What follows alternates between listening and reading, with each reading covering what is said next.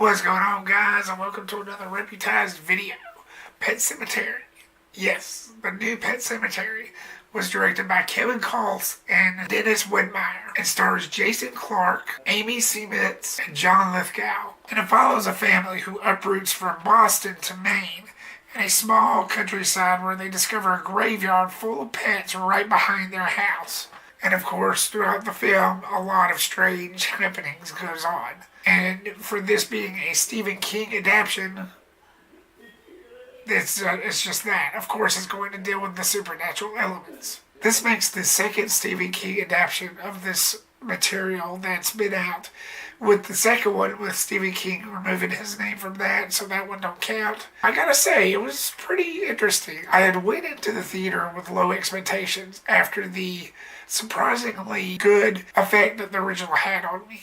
Alright, let's talk characters, all but one, and I'll save that for the last. Amy Seimetz's portrayal as Rachel was fairly decent.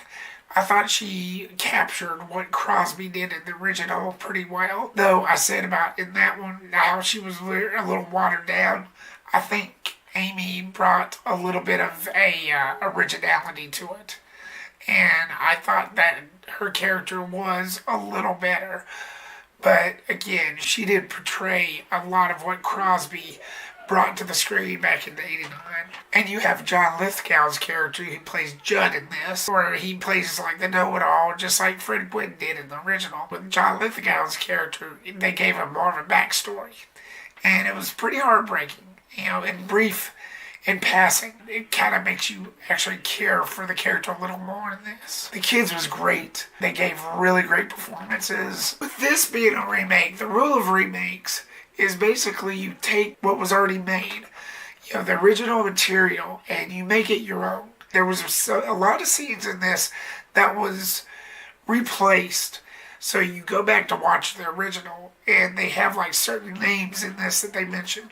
Like the church, like the cat church, and of course most of the characters in this.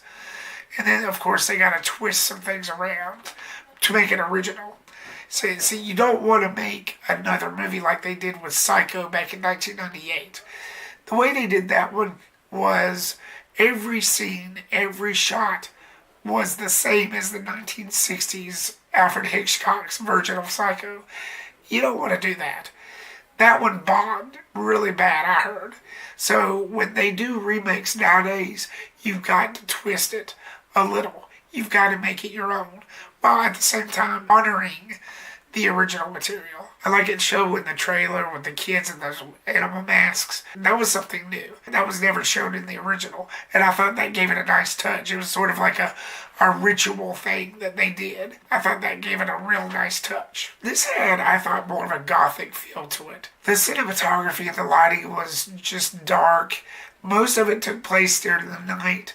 There was some day scenes. With the original, it took place like maybe 50% of it took place in the day, and the other 50% of it took place at night. This one, it just felt like it took place more during the night. I thought it was done really well. It made me feel like I was actually in that environment. The score was done very well. It had that creepy vibe to it. I'm not saying that I didn't have problems with this film. It did drag on a little bit during the first two acts. It acted like it was trying to explain a little too much. It was a remake, as I stated, and they had to like redo some things that the original did. It just felt like it dragged on a little too long. But if you can get past all that, it really does pay off. Now, the problems I have with it, which is very minimal, Jason Clarke's character was a little watered down. I didn't feel like he brought that much to the screen. You don't really get to find out much about him, except that he's a doctor, and like in the first one, he just goes through all the same stuff that Dale Midkiff's character went through in the original. And like the Death Omen, he was done a little better, but you know, and it didn't really show much of him either. But as far as Jason Clarke's character goes, I just didn't really find him that believable.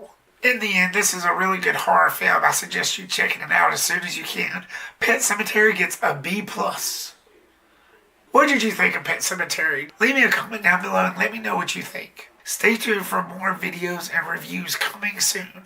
My review for Shazam should be up real soon. I'm very excited about that. Peace to Rip out.